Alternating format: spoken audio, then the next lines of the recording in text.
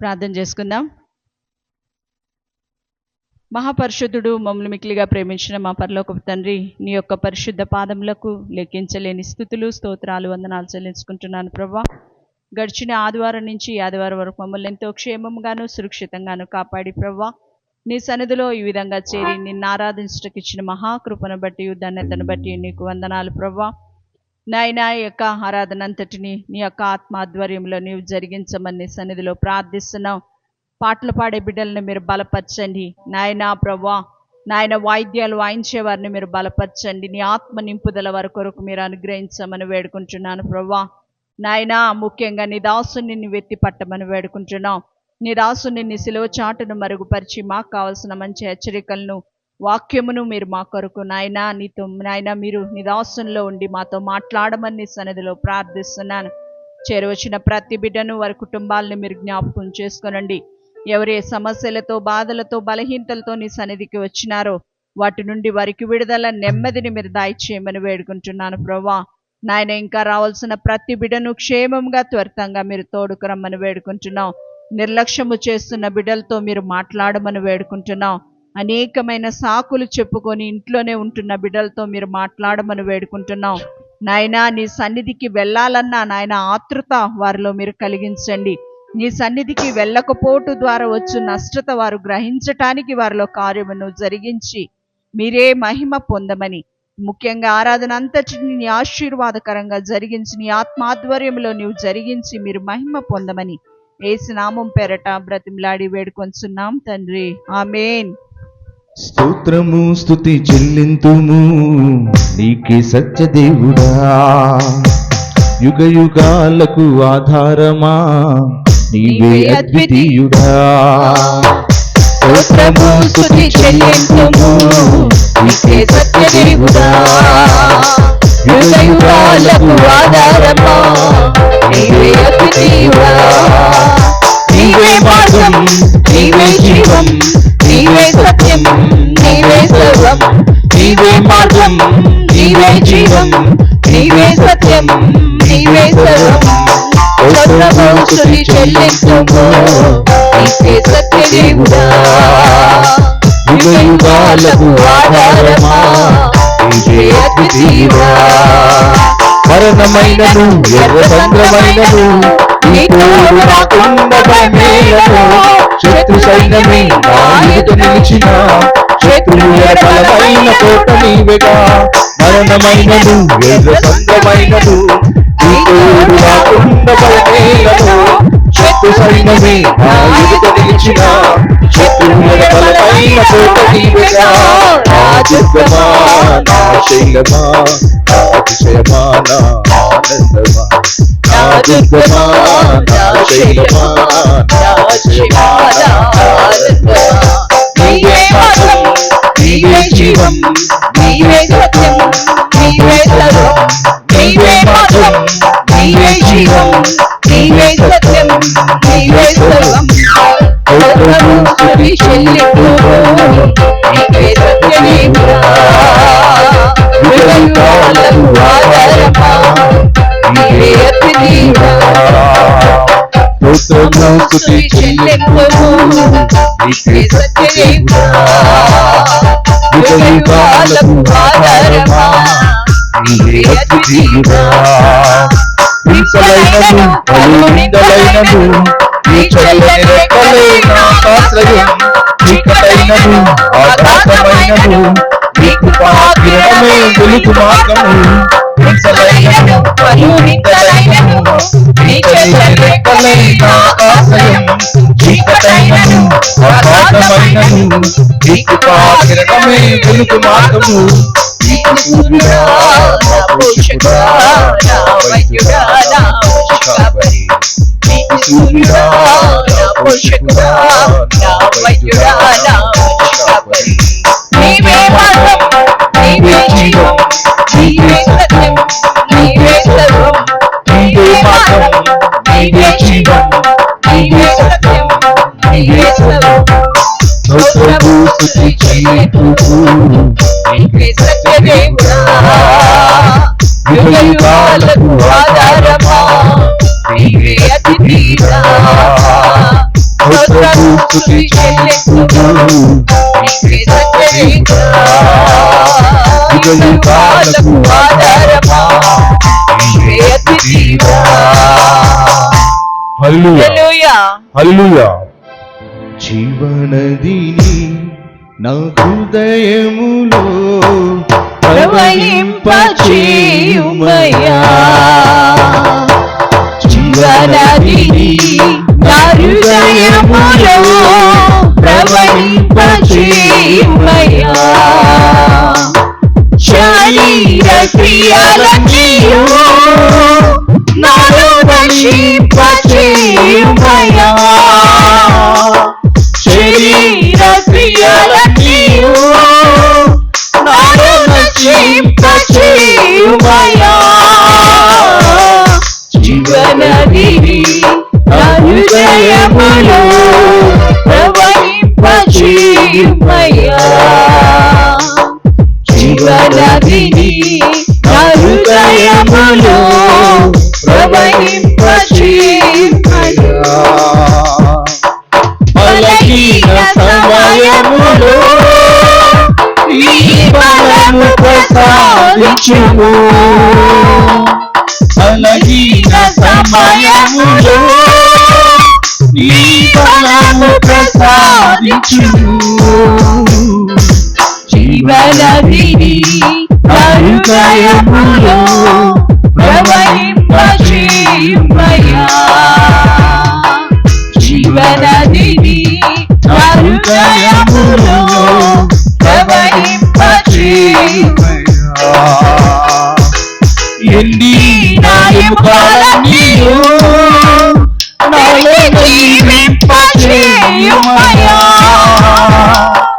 ఎండిన ఎముకలన్నీయు తిరిగి జీవింపచేయుమయ్యా. జీవనదిని నా హృదయములో ప్రవహింపచేయుమయ్యా. జీవనదిని నా హృదయములో ప్రవహింపచేయుమయ్యా.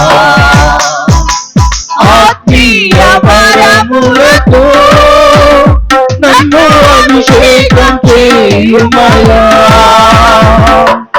ఆత్మీయ వరములతో నన్ను అభిషేకం చేయుమయ్యా. జీవనదిని నా హృదయములో ప్రవహింపచేయుమయ్యా. జీవనదిని నా హృదయములో ప్రవహింపచేయుమయ్యా. హల్లెలూయా హల్లెలూయా. స్తుతులకు పాత్రుడు యేసయ్యా, స్తుతికి స్తోత్రాలు నీకేనయ్యా. స్తుతులకు పాత్రుడు యేసయ్యా, స్తుతికి స్తోత్రాలు నీకేనయ్యా. మహిమకు పాత్రుడు ఆయనయ్యా. కీర్తియు మహిమయు రాజునకి పాడెదా ప్రభు సన్నిధిలో ఆడదా ప్రభు సముఖములో చిన్న బిడ్డను పోలినే, చిన్న బిడ్డను పోలినే. స్తుతి చెల్లించెద యేసయ్యా, మహిమకు పాత్రుడు యేసయ్యా, స్తుతి చెల్లించెద యేసయ్యా. మహిమకు పాత్రుడు యేసయ్యా, నిరతము పాడెద హల్లెలూయా. అల్పము మీగా నీవెనగా పాడెద ప్రభు సన్నిధిలో ఆడెద ప్రభు సముఖములో చిన్న బిడ్డను పోలినే, చిన్న బిడ్డను పోలినే. స్తుతికి పాత్రుడు యేసయ్యా, స్తుతికి స్తోత్రాలు నీకేనయ్యా. స్తుతులకు పాత్రుడు యేసయ్యా, స్తుతికి స్తోత్రాలు నీకేనయ్యా. మహిమకు పాత్రుడు ఆయనయ్యా. కీర్తి ఘనతయు రాజునకి పాడదా ప్రభు సన్నిధిలో ఆడదా ప్రభు సముఖములో చిన్న బిడ్డను పోలినే, చిన్న బిడ్డను పోలినే. స్తుతి చెల్లించెద యేసయ్యా మహిమకు పాత్రుడు యేసయ్యా స్తుతి చెల్లించెద యేసయ్యా మహిమకు పాత్రుడు యేసయ్యా నిరతము పాడెద హల్లెలూయా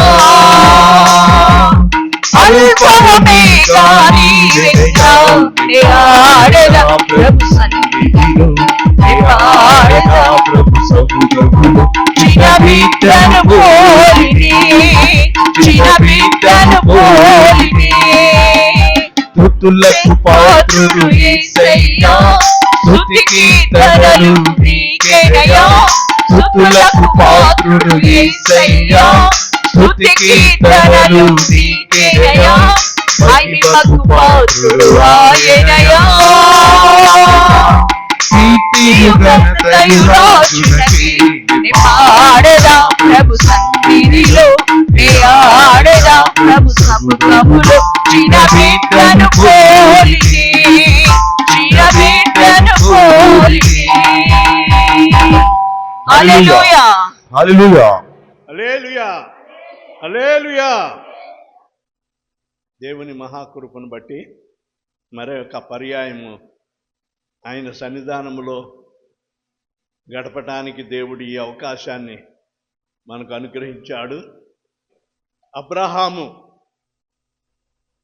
అబ్రహాముకు 100 ఏండ్ల వయసులో దేవుడు గర్భం తెరిచాడు శారాకి. శారా వృద్ధాప్యములో 90 ఏండ్లకి ఆమె గర్భం ధరించింది. 99 100 సంవత్సరాలు అయిపోయింది అబ్రహాముకు. లేక లేక ప్రార్థన చేయగా అమ్మా దేవుడు కుమారునిచ్చాడు. దేవుడు వాగ్దానం చేశాడు, నీ సంతానాన్ని ఆశీర్వదిస్తానని దేవుడు వాగ్దానం చేశాడు. కానీ శారా తొందరపడింది. దేవుడు వాగ్దానం చేశాడు కదా, దేవుని వైపు మనము మనసు పెట్టుకుని విందాము అని ఉండాలి కదండి. ఇన్ని సంవత్సరాలు అయితే 25 సంవత్సరాలు అయిపోయింది. ఎవరు మాత్రము ఇన్ని సంవత్సరాలు ఓపిక పెట్టుకుని ఉంటారు? దేవుడు ఇచ్చేలేదులే, దేవుడు ఇచ్చేలేదు. మనం అంటే ఆయనకి ఇష్టం లేదు. ఒట్టి మాటలే, ఆయన చెప్పేదంతా ఒట్టి మాటలే. మాకు వృద్ధాప్యం వచ్చేసింది, ఇక ఈ వయసులో మాకు సుఖం కలుగుతుందా అని ఒక మాట కాదండి, ఎన్నో మాటలు మాట్లాడేసింది ఈ శారా తొందరపడి. చివరికి ఏం చేసిందో తెలుసా? హాగరు తన ఐగుప్తీయురాలు, అది ఈమె ఒక అన్యురాలు, నిగ్రో, ఆమె ఆఫ్రికన్స్. అయితే ఈ శారాకు పనికర్తిగా ఇవ్వబడింది. కొంచెం యవనంలో ఉంది. అబ్రహాముకి పెళ్లి చేసింది. నాకు ఎలాగా అయ్యలేదు, నీ ద్వారా అయినా నాకు సంతానం కలుగుతుందని చెప్పి హాగర్ని పెళ్లి చేసింది. హాగరు పెళ్లి చేసుకున్న ఆ సంవత్సరంలోనే ఆమె గర్భం తెరవబడింది. ఎవరికి? ఆగరికి గర్భం తెరిచి మరి బిడ్డను కన్న తర్వాత దేవుడు గర్భం తెరిచాడు. ఎవరికి? శారాకి. అప్పుడు గర్భవతి అయింది. అప్పుడు బాధపడుతుంది, అయ్యో 1 సంవత్సరం నేను ఆగలేకపోయానే, 1 సంవత్సరము దేవునిలో నేను ఇన్ని సంవత్సరాలు కనిపెట్టాను, ఈ 1 సంవత్సరం నేను ఆగవలసింది, ఆగకుండా నేను ఏదో పని చేశానని తర్వాత బాధపడింది. చివరి ఎట్టాలకి మొత్తానికి కుమారుడు పుట్టాడు. ఎంతమంది అండి పనివారు? బహుమంది పనివారటండి, లెక్కలేదు అక్కడ. మరి అక్కడ అబ్రహాముకు ఆస్తిగా ఇవ్వబడిన సంగతి ఎలియాజరు చెప్తాడు. 24వ అధ్యాయము 33 నుంచి అతనికి 34 నుంచి చదువుదాం.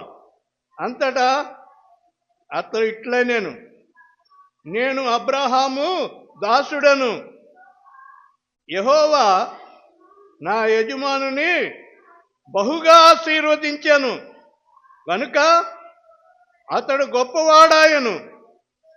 అతనికి గొర్రెలను, గొడ్లను, వెండి బంగారములను, దాసదాసీలను, ఒంటెలను, గాడిదలను దయచేసను. బహు మంది పనివారు, బహుమంది మరి జీవాలున్నాయి. గొప్ప ఆస్తిపరుడు, అన్నీ ఉన్నాయి. పిల్లలే లేరు. దేవుడు పిల్లల్ని దేవుడు వాగ్దానం చేస్తాడు, పిల్లల్ని కూడా ఇస్తానని. కనిపెట్టాలి కదండి. కనిపెట్టనందువలనే లేనిపోయిన ముప్పు తెచ్చుకున్నాడు. ఇసాకు పుట్టిన తర్వాత తగ్గిపోయిందండి. ఏంటి? భక్తి. ఇసాకు పుట్టిన తర్వాత దేవుడు ఇచ్చేశాడు కదా, అడిగిన వెంటనే దేవుడు ఇచ్చేశాడు. లేక లేక పుట్టిన కుమారుడు అల్లారు ముద్దుగా పెరుగుతా ఉన్నాడు. అందరూ కింద పెట్టట్లేదు. దగ్గర 100 మంది పనివారు ఉన్నారు. ఆ 100 మంది పనివారు ఒక 4 ఉంటే చాలండి, కింద పెట్టరు. ఎత్తుకుని వీళ్ళెత్తుకుని, వాళ్ళెత్తుకుని వీళ్ళెత్తుకుని అసలు భూమి మీద పెట్టలేదు అనమాట. వాళ్ళని అంత వైభవంగా పెంచుతా ఉన్నారు ఆ ఇసాకును. ఇక దేవుని మీద, దేవా నీవు ఇచ్చావు, నీకు వందనాలు, నీకు స్తోత్రాలని అనటం మానేశారు. ఇక లోకంలో పడిపోయారు అనమాట. ఆ కొడుకుని పెంచుకోవటంలోనే సరిపోయింది. దేవుణ్ణి స్తుతించి ఆరాధన చేసేది. దేవుడు కూడా, మనం కూడా ఒక్కోసారి మన అవసరతలు తీర్చి మనల్ని దేవుడు దీవిస్తే దేవుణ్ణి మర్చిపోయి మనం మన సొంత పనుల్లో మునిగిపోతుంటాం. దేవుడు ఇంతిచ్చిన ఆశీర్వాదమే, అంతిచ్చిన ఆశీర్వాదమే, ఇంతిచ్చిన ఆశీర్వాదమే.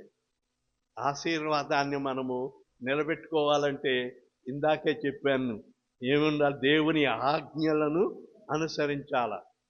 దేవుడు మనల్ని అంగీకరించాల. లోకం కాదు మనల్ని హర్షించేది. లోకము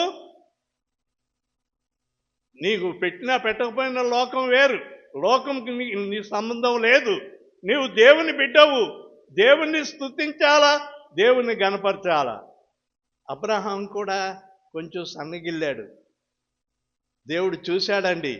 అమ్మా, దేవుడు అందరినీ చూస్తాడు. ఇందాకే చెప్పాను, ఆయన కనుదృష్టి లోకమంతా సంచారం చేస్తూ ఉంది. ఎవడెట్లున్నాడు, ఎంత ప్రార్థనలో ఉన్నారు, ఎంత భక్తిలో ఉన్నారు, ఎంత విశ్వాసంలో సాగిపోతున్నారు. దేవుడు గ్రహిస్తాడు. దేవుడు చూస్తాడు. దేవుడు చూడలేదని అనుకోవద్దు. అబ్రహామా అని పిలిచాడు. ఏం స్వామి ఎందుకు పిలుస్తున్నావు ఏమిటానంటే అక్కడ చెప్పాడు అనమాట అండి. మరి నీ ఒక్కడై ఉన్నా నీ కుమారుని, ఆ పైన చదువుతామండి. ఇంకా పైగా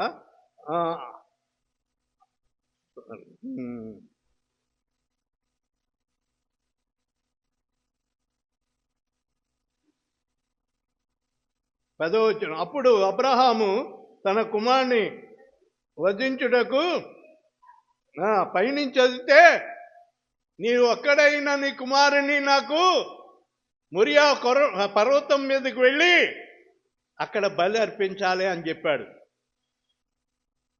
గుండెలో ఏమైపోయింది? రాయబడిపోయింది.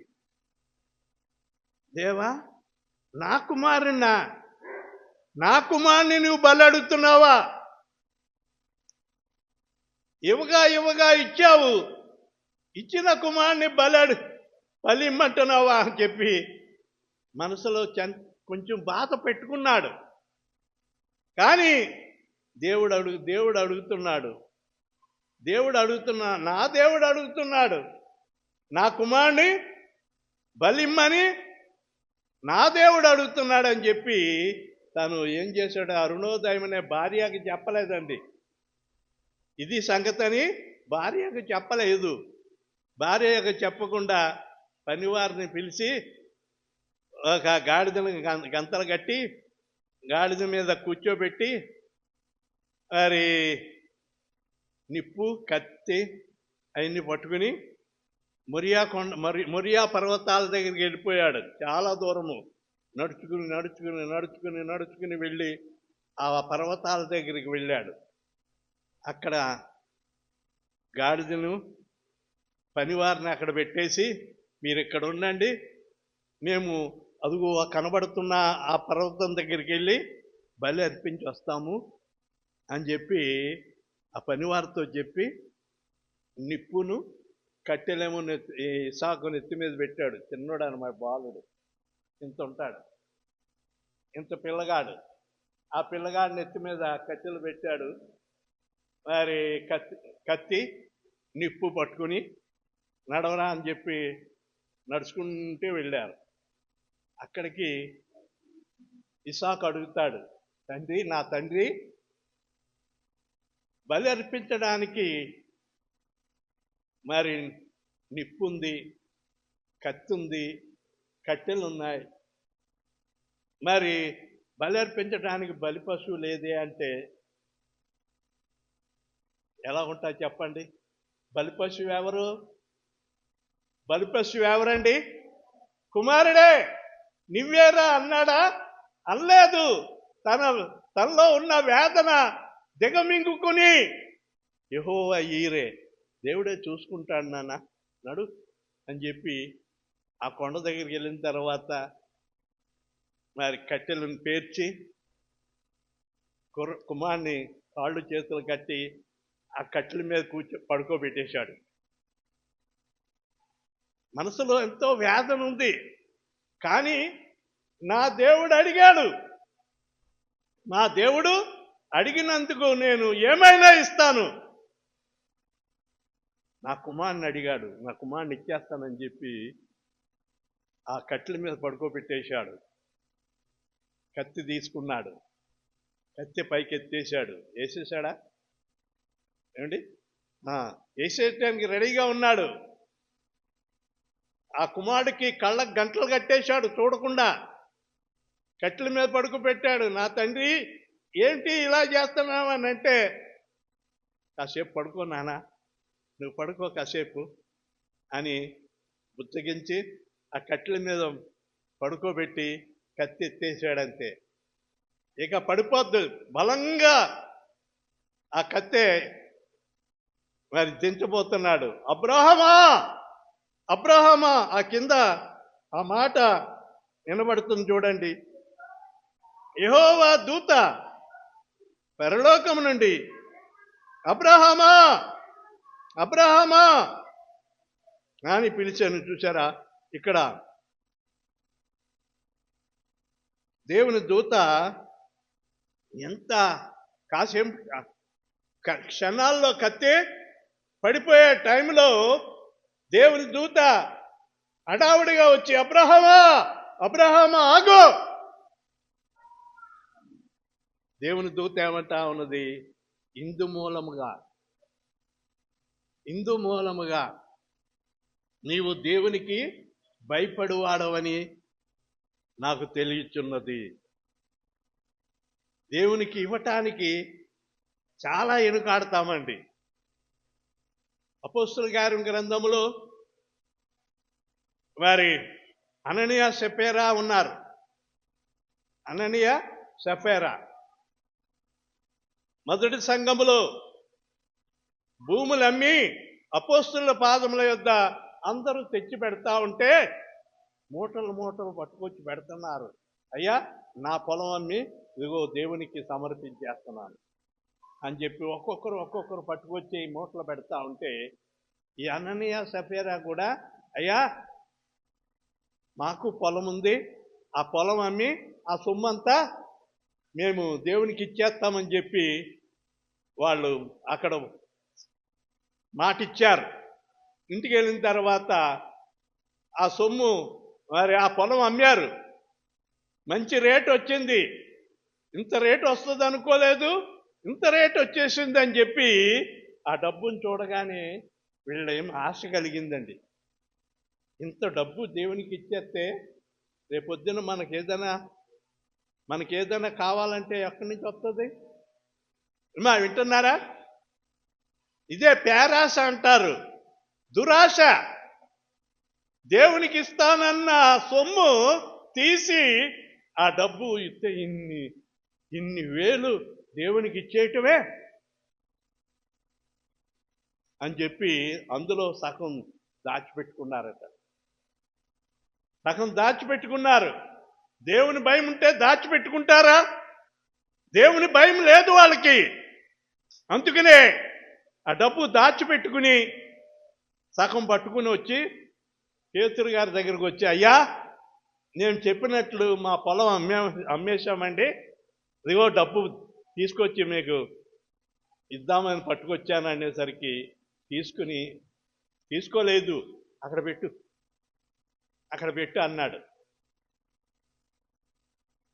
అయ్యో, ఇంత కష్టపడి డబ్బులు పట్టుకొస్తే అక్కడ పెట్టమన్నాడు అని చెప్పి కొంతమంది అనుకుంటారు.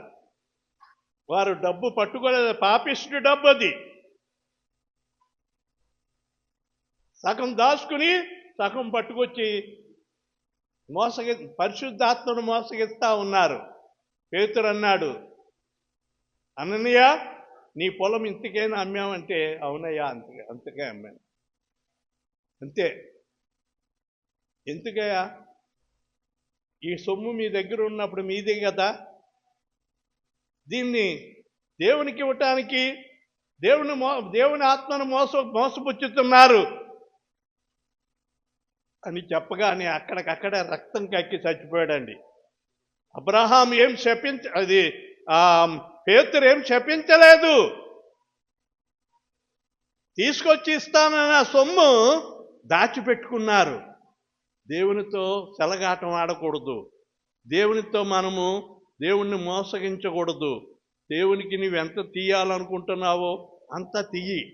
కొంత దాచుకుని కొంత తెచ్చి ఇవ్వటము అది దేవునికి దృష్టికి మంచిది కాదు. దశమ భాగం అంతా ఇమ్మన్నాడా? దశమ భాగములో సగం ఇమ్మన్నాడా? ఏమండి చెప్పండి. దశమ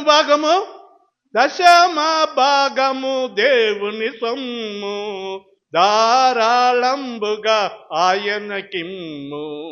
దశమ భాగము దేవుని సొమ్ము, ధారాళముగా ఆయనకి. ధారాళంగా ఇవ్వండి, ఆయన ఇస్తాడు. ఆయనకు మీరు ఇస్తే ఆయన ఆకాశవాక్యంలో తెరుస్తాడట. అనేక రెట్లు పట్టజాలనంత విస్తారమైన దీవెనలు కుమ్మరిస్తాడట. ఇవ్వకే మనము చాలా నష్టపోతున్నాం. 4,000 వస్తే ఒక 100 రూపాయలు వేస్తారు. బైబిల్లో నేను చూడను, బైబిల్లో పెడతారు. అవి బైబిల్లో పెట్టినప్పుడు 100 పెడతారో 50 పెడతారో వాళ్ళకి నేను దేవునికి అప్పగించేస్తాను. నువ్వెంతే ఇచ్చావని నేను ఎవరినో బాగా పరిచయం ఉన్న వాళ్ళని అంటాను కానీ వాళ్ళు అమాయకులు కాబట్టి వాళ్ళకి చెప్తాము. జ్ఞానం కలిగిన వాళ్ళు, ఇక అననీయ సపేరాలు లాంటి వాళ్ళు ఉన్నారే, వాళ్ళు దేవునికి ఇచ్చే దానిలో వెనకాడతారన్నమాట అండి. దేవునికి ఇచ్చే దానిలో ధారాళముగా.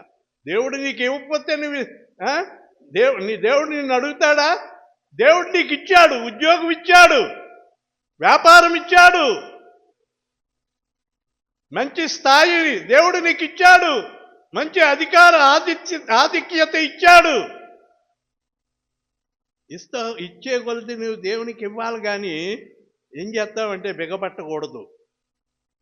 బిగబట్టావంటే దేవుడు ఓహో నీ పరిస్థితి ఇలాగుందా అని చెప్పి అననీయ సపేరాలను అక్కడికక్కడే 1 గంట 2 గంటల వ్యవధిలోనే భార్యాభర్తలిద్దరు కూడా రక్తం కక్కి చచ్చిపోయారు దేవాలయంలో. పడుచు వాళ్ళు వచ్చి ఈడ్చుకుని తీసుకెళ్ళి పాతి పెట్టేశారు. ఇంటికి కూడా కౌరు చెప్పలేదు. ప్రేమైన వాళ్ళ భయంకరమైన ఆ ఘట్టం అది. దాని గురించి చెప్పాలంటే వేరే అది. కానీ ప్రేమైన వాళ్ళారా, అబ్రహాము దేవునికి ఇవ్వటానికి మస్కా కొట్టలేదండి. దేవునికి మనసు పూర్తిగా తన కుమారుని బలి ఇవ్వటానికి మనసు పూర్తిగా కట్ల మీద పడుకోబెట్టేశాడు, కత్తి పైకి ఎత్తేశాడు. ఇక క్షణాల్లో ఆ కత్తే ఆ కుమారుడి మీద పడిపోతుంది. దేవుడే అల్లాడిపోయాడు అనమాట అండి.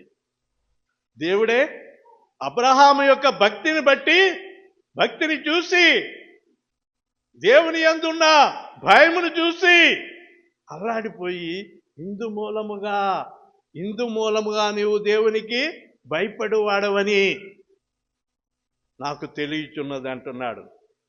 అబ్రహామును దేవుడు అంగీకరించాడు కాబట్టే అతడు నీతిమంతుడిగా తీర్చబడ్డాడు. అబ్రహామును ఏ రీతిగా ఆశీర్వదించాడు చూడండి. ఒక్క కుమారుని బలి ఇవ్వటానికి వెనుతీయనందువలన ఆ కింద భాగంలో చూడండి 16 నుండి చూద్దాం.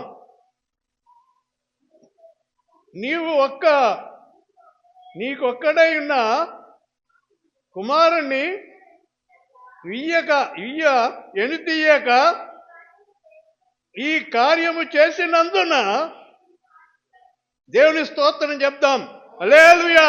నేను నిన్ను ఆశీర్వదించి ఆకాశ నక్షత్రము వలన సముద్ర మందలి ఇసుక రేణుల వలె నీ సంతానమును నిశ్చయముగా విస్తరింపచేసేదను. నీ సంతతి వారు తమ శత్రువుల గమిని స్వాధీనపరుచుకుందేరు. ఎంత గొప్ప ఆశీర్వాదము ప్రేమైన వారులారా. అబ్రహాము 100 పాళ్ళు గొప్ప ఆశీర్వాదము. ఇటు ఆకాశ నక్షత్రాలంటే దేవుని బిడలకు సాదృశ్యము. మనమంతా కూడా అబ్రహాము సంతానమే. నమ్మిన వారు దేవుని స్తోత్రం చెప్దాం. హల్లెలూయా. మనము కూడా యేసు ప్రభువును బట్టి మనము కూడా అబ్రహాము సంతానమే, ఏర్పరచబడిన వంశము. మనలను ఆయన ఏర్పరచుకున్నాడు. మనము కూడా అబ్రహాముకు అనుగ్రహింపబడిన సంతానము. నీవును ఇతడును అబ్రహాము కుమారుడే. నేడు ఈ ఇంటికి రక్షణ వచ్చిందా మరి రక్షణ? దేవునికి ఇవ్వటానికే వెనకాడుతూ ఉంటాము. కానీ అబ్రహాము దేవునికి ఇచ్చినందువలన, దేవునికి ఇవ్వటానికి వెనుకాడనందువలన అటు కుమారుని పొందుకున్నాడు, కుమారుడితో పాటు సకల ఆశీర్వాదాలు పొందుకున్నాడు. దేవుని స్తోత్రం. హల్లెలూయా. నీవు బాగుపడటము సాతానికి ఇష్టం ఉండదు. అయితే నీవు సాతానుకు భయపడతావా, దేవునికి భయపడతావా? దేవునికి భయపడాలి. దేవుడు నిన్ను అంగీకరిస్తే ఎంతవరకు నిన్ను ఆశీర్వదిస్తాడో అంతవరకు దేవుడు నిన్ను దీవిస్తాడు. కనుక మనము దేవుని యందు భయభక్తులు కలిగి చెడుతనాన్ని విసర్జించి దేవుని మార్గంలో మనము సాగిపోతే ఆయన మనల్ని అంగీకరించి ఏమండి ఆయన జనాంగముగా మనలను అంగీకరిస్తాడు. ఆయన మనలను గొప్పవారిగా చేసి అనేకుల ముందు నిన్ను దీవిస్తాడని చెప్పి నా మాటలు ముగిస్తున్నాను. అబ్రహామును దీవించిన దేవుడు నిన్ను నన్ను మనందరినీ దీవించాలని చెప్పి ఈ కొద్ది మాటలు, ఎందుకంటే సమయం చాలా అయింది, నేను ముగిస్తాను. దేవుడు ఈ మాటలు మన వినికిడిలో ఆశీర్వదించుగాక. ఆమేన్. ప్రార్థన చేసుకుందాం. పరిశుద్ధుడైన మా పరమ తండ్రి,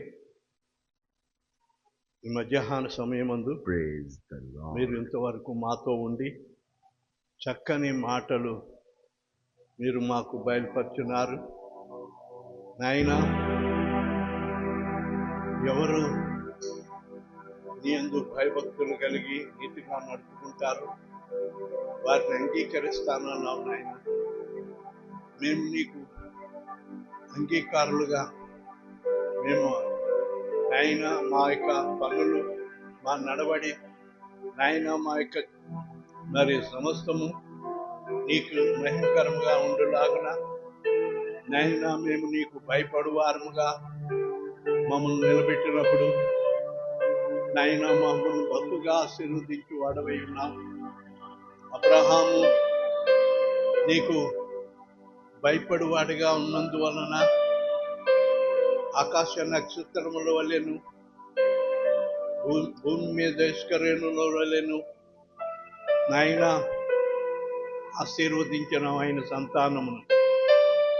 అలాగనే మా సంతానము, మా కుటుంబాలు ఆశీర్వదింపబడాలంటే కుటుంబముగా నీకు భయపడు వారముగా ఉండాలి నాయన. ఎంత దౌర్భాగ్యులండి నాయన, నిజముగా నాయన నీకు భయపడే జనాంగమే సంఘంలో లేరు నాయన. ఏదో పదుల సంఖ్యలో కనబడుతున్నారు కానీ నిజముగా నాయన యోబుకు వచ్చిన శ్రమలు వచ్చుంటే అందులో సగము శ్రమలు వచ్చినా నిలబడరు నాయన, కొద్ది శ్రమలు వచ్చినా నిలబడరు నాయన. భయం అనేది ఎప్పుడైతే ఉంటుందో దేవుని కొరకు పరుగులెత్తే మనసు వస్తుంది నాయన. మా ప్రభువా, సంఘములో చాలా నీరు గారిపోయారయ్యా, చాలా ఎండిపోయిన భూమి వలె ఉన్నారు తండ్రి. నీ కడవరి వర్షాన్ని కురిపించండి, పరిశుద్ధాత్మ వర్షాన్ని కురిపించి ప్రతి ఒక్కరూ నాయన ఆరాధన ముఖ్యంగా వారి జీవితంలో నాయన ఎప్పుడైతే ఆరాధనకు విలువిస్తారో అప్పుడే వారి బ్రతుకులు బాగుపడతాయి నాయన. అప్పుడు వరకు ఎంత నాయన కొట్టుకున్నా నాయన, ఎంత మొరపెట్టినా వారి చీకటి వారిని విడిచిపెట్టదు నాయన. వారి బ్రతుకు మారదు నాయన. ఆశీర్వాదం అనేది వారు మర్చిపోవలసిందే మా ప్రభువా. నీ ఆశీర్వాదం పొందుకోవాలంటే నాయన నీ మార్గంలోకి రావాలి నాయన. నిన్ను సంపూర్ణముగా వెంబడించు వారుగా ఉండాలి నాయన. నాయన నువ్వు వచ్చిన ప్రతి ఒక్కరిని ఈ వాక్యము ద్వారా సంధించండి, వాక్యం అర్థం చేసుకుని జ్ఞానం దయచేయండి. ఈ వారమంతా నీ సన్నిధి మాతో ఉంచి నాయన నీ కృపలతో నడిపించమని మనం చేస్తున్నాం.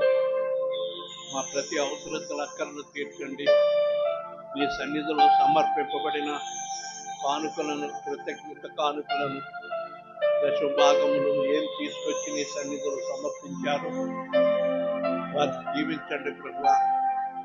నువ్వు పలహారం పంచిపెట్టిన బిడ్డలను జ్ఞాపకం చేసుకునండి. సునీతకి ఇచ్చిన ఆడబిడ్డను బట్టి వందనాలు నాయన. తల్లిని బిడ్డను మీరు ఎక్కడ చాటున భద్రపరిచి కాపాడండి. అలాగే నాయన మేరీ కుమార్తె శైలజను నాయన కొరకు ప్రార్థించినప్పుడు బిఎస్సీ నర్సింగ్ ఆయన ఎగ్జామ్లో మంచి ర్యాంకు తెచ్చుకుంది, మంచిగా పాస్ అవటానికి సహాయం చేసిన తన భవిష్యత్తుని ముందు పెడుతున్నాను నాయన. దైవజనుడిగా మొరపెట్టుకుంటున్నాను నాయన. మా ప్రభువా, నీ పాదాలుగా ఆ బిడ్డను అప్పగించుకుంటూ ఉన్నాను.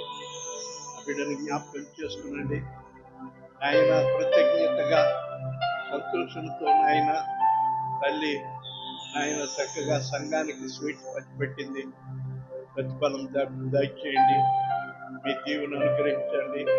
ఇప్పుడు ఆరాధన ముగించుకొని ఎవరి ఇళ్లకు వారు వెళుతుండగా ప్రతి ఒక్కరిని మీరు జ్ఞాపకం చేసుకొని ఒక్కొక్కరిని అంగీకరించి ఆశీర్వదించమని, నీ కృపలతో మమ్మల్ని భద్రపరచమని, యేసయ్య నీ రాకడ కొరకు మమ్మల్ని సిద్ధపరచమని నజరేయుడైన యేసయ్య నామములో వేడుకొనుచున్నాను తండ్రి, ఆమేన్. సెలవు తీసుకుందాం. రాజనీకే స్తుతి స్తోత్రములు గీతములు మంగళధ్వనులు. రాజనీకే స్తుతి స్తోత్రములు గీతములు మంగళధ్వనులు. శుభము శుభము శుభము నిత్యము హల్లెలూయా ఆమేన్ ఆమేన్. శుభము శుభము శుభము నిత్యము హల్లెలూయా ఆమేన్ ఆమేన్. స్తోత్రింతుము నిన్ను మాకు తండ్రి సత్యముతో ఆత్మతో నిపుడు. మన తండ్రి అయిన దేవుని ప్రేమ, ప్రభువైన యేసుక్రీస్తు వారి యొక్క కృప, పరిశుద్ధాత్మ యొక్క నిత్య సహవాసము సమాధానము కూడి వచ్చిన ప్రతి ఒక్కరిపై సదాకాలం తోడైండును కాక. ఆమేన్ ఆమేన్. Praise the lord. దేవుడు మిమ్మల్ని దీవించు.